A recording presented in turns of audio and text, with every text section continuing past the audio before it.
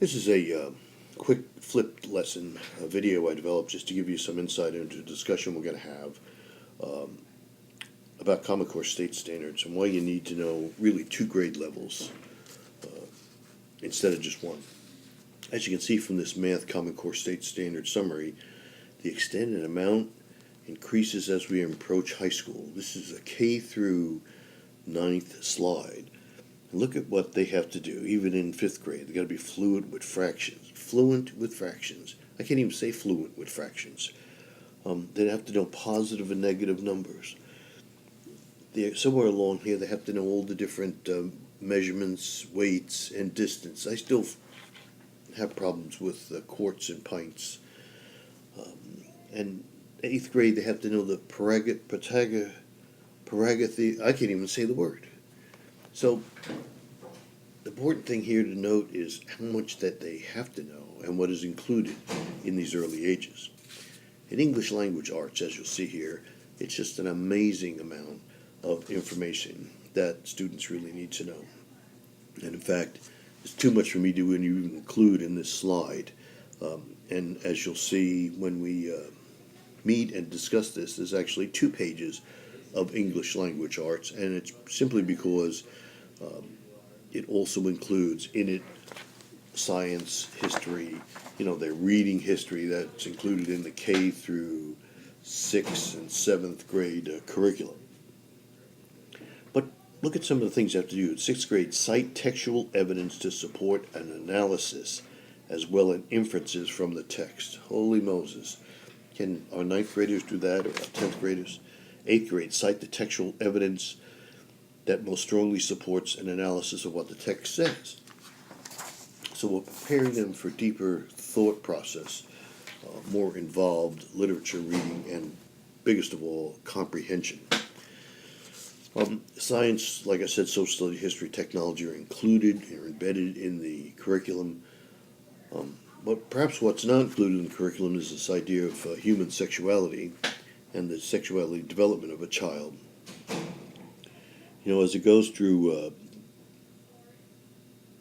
6th and the 12th grade, major changes happen, of course, sexually with a child. But K through 6, Freud says that psychosexual development is not expressed. Freud believes that at this stage children suppress their sexual energy and believe at this stage that they are directing it towards asexual pursuits, such as school sports, hobbies, social relationship, and friendship with the same sex. But of course then comes that old P word, puberty. It's 6th grade, 5th grade, 6th grade, 7th grade, and the whole world turns upside down. Just when they get ready to concentrate on the more deeper subjects and have to have a bigger understanding of literature and science, all of a sudden their eyes open and they notice the opposite sex. The whole world has changed for them.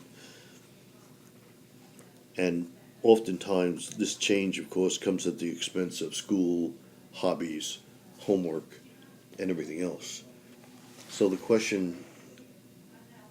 begs the question, what do we do? Is it something we've just ignored through the ages? Perhaps there are plenty of people out there, and teachers especially, who adapt. But do we all do it? Do we understand the change? And it's not just the kids in junior high. Think of the 9th, 10th, and 11th graders that are still going through the process and trying to adapt and change. In this next slide, you're going to see the use of computers at the top. And an amazing statistic in 2006, I think it says that 80% of students coming into kindergarten could use a computer. And that computer integration continues right through the 9th grade to the point that they should be receiving instruction on and getting gifts that include software that they can use to develop their own games.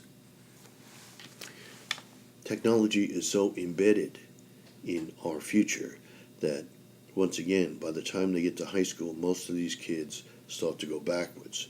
They just can't believe the fact that they have all this technology and they get here and it's going back in time.